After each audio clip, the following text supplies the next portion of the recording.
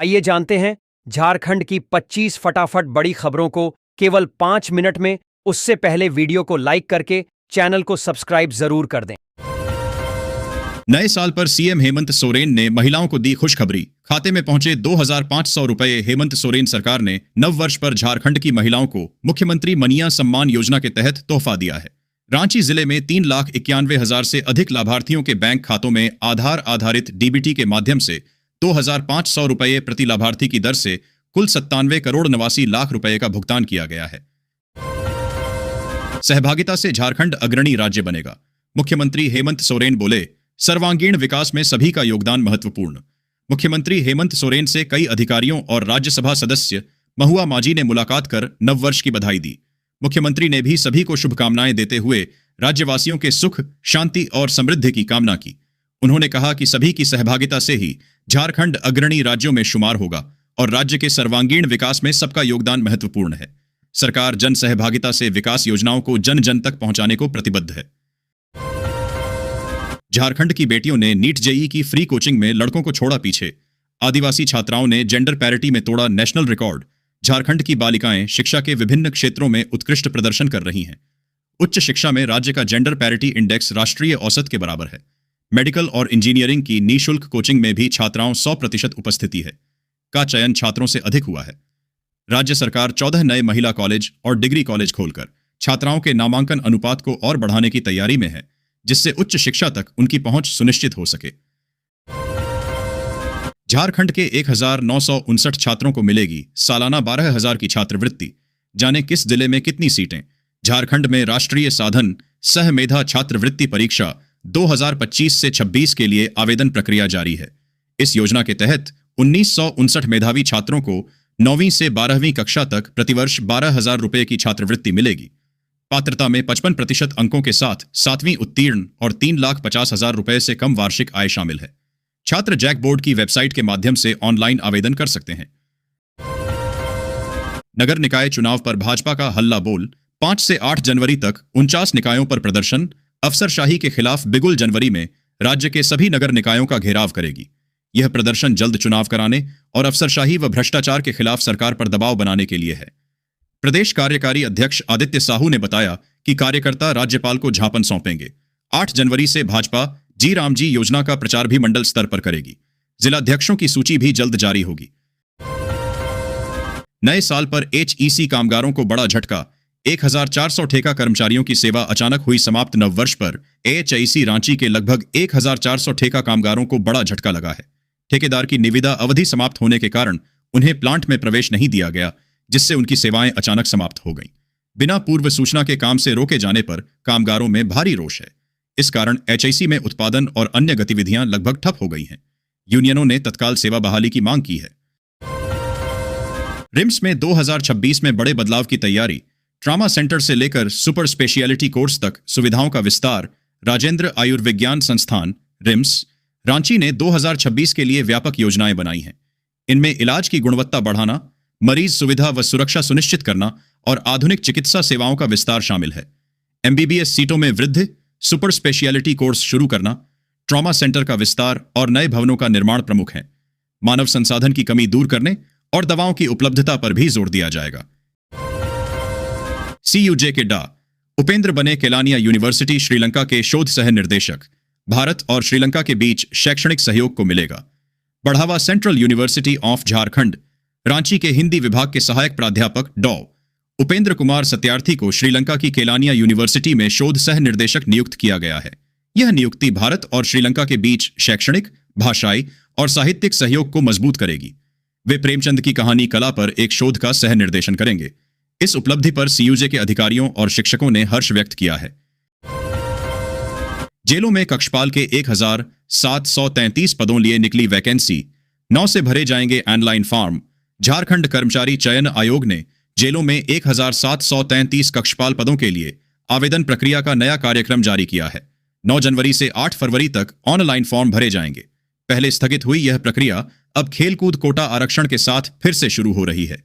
कुल 1,698 नियमित और 35 बैकलॉग पद हैं, जिनमें पुरुषों और महिलाओं के लिए अलग अलग सीटें निर्धारित हैं। चीन में लहराना है तिरंगा। पर फटे जूतों से डरती है झारखंड की बेटी। बाल वीर पुरस्कार विजेता अनुष्का के पास साइकिल तक नहीं। राष्ट्रपति द्वारा बाल वीर पुरस्कार से सम्मानित अंतर्राष्ट्रीय फुटबॉलर अनुष्का कुमारी बुनियादी खेल संसाधनों, विशेषकर जूतों के लिए संघर्ष कर रही हैं।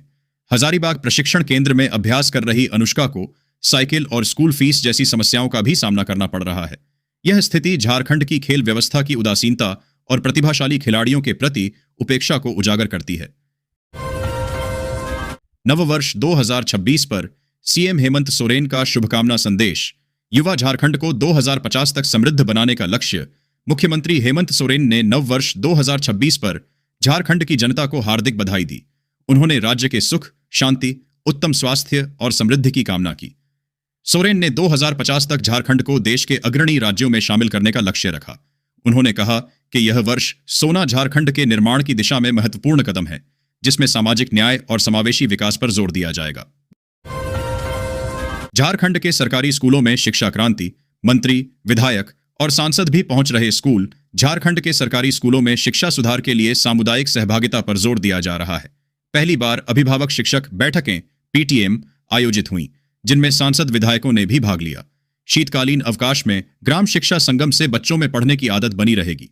नए साल में 100 अतिरिक्त उत्कृष्ट विद्यालय सीएम स्कूल ऑफ एक्सीलेंस खोले जाएंगे, जो सीबीएसई से संबद्ध होंगे, जिससे शिक्षा गुणवत्ता बढ़ेगी।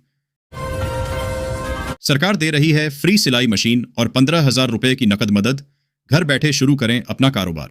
यहां देखें पूरी जानकारी। भारत सरकार के सूक्ष्म, लघु और मध्यम उद्यम मंत्रालय द्वारा संचालित फ्री सिलाई मशीन योजना का मुख्य उद्देश्य देश की महिलाओं को आत्मनिर्भर और सशक्त बनाना है। अक्सर हुनर होने के बावजूद आर्थिक तंगी के कारण महिलाएं सिलाई मशीन नहीं खरीद पाती। इसी समस्या को देखते हुए प्रधानमंत्री विश्वकर्मा योजना और अन्य राज्य स्तरीय योजनाओं के तहत मुफ्त सिलाई मशीन या उसे खरीदने के लिए 15,000 रुपए की सहायता राशि प्रदान की जा रही है। राशन कार्ड धारकों की बल्ले बल्ले। एक साथ 3 महीने का राशन फ्री। देश के गरीब और मध्यम वर्गीय परिवारों के लिए केंद्र और राज्य सरकारों की ओर से समय समय पर राहत भरी घोषणाएं की जाती हैं। इसी कड़ी में राशन कार्ड धारकों के लिए एक बड़ी खुशखबरी सामने आई है। सरकार ने प्राकृतिक आपदाओं और मानसून के प्रभाव को देखते हुए पात्र परिवारों को अगले 3 महीने का राशन एक साथ मुफ्त देने का फैसला किया है। इस कदम से उन इलाकों के लोगों को बड़ी राहत मिलेगी जहां बाढ़ या भारी बारिश के कारण आवाजाही मुश्किल हो जाती है। बिजली बिल माफी योजना की नई लिस्ट हुई जारी। चेक करें अपना नाम। लगातार बढ़ते बिजली बिल से परेशान आम लोगों के लिए राज्य सरकार ने बड़ी राहत का फैसला लिया है। खासकर स्मार्ट मीटर लगने के बाद रिचार्ज और कटौती को लेकर जो भ्रम बना हुआ था, उसे देखते हुए सरकार ने घरेलू उपभोक्ताओं को 125 यूनिट तक फ्री बिजली देने की घोषणा की है। इस फैसले से लाखों परिवारों को हर महीने सीधे तौर पर राहत मिलेगी और बिजली खर्च का बोझ काफी हद तक कम होगा। EPFO pension update 2025। 36 मंथ नियम में राहत और अब हर महीने 7,500 रुपए की पेंशन। कर्मचारी भविष्य निधि संगठन यानी ईपीएफओ से जुड़े करोड़ों कर्मचारियों और पेंशन धारकों के लिए यह साल कई बड़े बदलाव लेकर आया है। बढ़ती महंगाई, लंबी प्रक्रिया और पेंशन से जुड़ी शिकायतों को देखते हुए सरकार और ईपीएफओ ने पेंशन व्यवस्था में अहम सुधार किए हैं। इन नए नियमों का मकसद पेंशन प्रक्रिया को सरल बनाना, देरी को खत्म करना और यह सुनिश्चित करना है कि हर पेंशन धारक को समय पर उसका हक मिले। लंबे समय से जिन लोगों को दस्तावेज, तकनीकी दिक्कत या नियमों की सख्ती के कारण परेशानी हो रही थी, उन्हें अब बड़ी राहत मिलने वाली है। झारखंड में इस जगह 100 करोड़ से बनेगा पहला ग्लास ब्रिज और हैंगिंग रेस्टोरेंट। बादलों संघ करेंगे दावत। दलमा वन्य प्राणी आश्रयणी में 100 करोड़ रुपए की लागत से झारखंड का पहला ग्लास ब्रिज और हैंगिंग रेस्टोरेंट बनेगा। यह परियोजना दलमा को रोमांचक पर्यटन स्थल में बदलेगी। डीएफओ सबा आलम अंसारी के अनुसार 200 फीट लंबा ग्लास ब्रिज और पहाड़ी पर झूलता रेस्टोरेंट पर्यटकों को अनूठा अनुभव देगा। झारखंड में पेसा नियमावली अधिसूचित। पूर्व पंचायती राज निदेशक निशा उरांव ने कह दी बड़ी बात। झारखंड सरकार ने बहुप्रतीक्षित पेसा नियमावली 2025 को अधिसूचित कर दिया है। यह नियमावली राज्य के 5वीं अनुसूची क्षेत्रों में प्रभावी होगी, जिससे आदिवासी और जनजातीय समाज को गांव, संसाधनों और विकास से जुड़े निर्णयों में सीधा अधिकार मिलेगा। ग्राम सभा को सर्वोच्च इकाई बनाया गया है, जिसकी मंजूरी के बिना कोई योजना लागू नहीं होगी। पूर्व पंचायती राज निदेशक निशा उरांव ने नियमावली में संशोधनों पर विस्तृत विश्लेषण की बात कही है। 2G से 4G की छलांग। झारखंड की जन वितरण प्रणाली में ऐतिहासिक बदलाव। झारखंड सरकार ने जन वितरण प्रणाली पीडीएस में ऐतिहासिक बदलाव करते हुए पुरानी 2G ई-पॉश मशीनों को अत्याधुनिक 4G मशीनों से बदल दिया है। मुख्यमंत्री हेमंत सोरेन के नेतृत्व में खाद्य विभाग के इस कदम से राशन वितरण तेज, पारदर्शी और धोखाधड़ी मुक्त होगा। मंत्री इरफान अंसारी ने जामताड़ा में इसका शुभारंभ किया।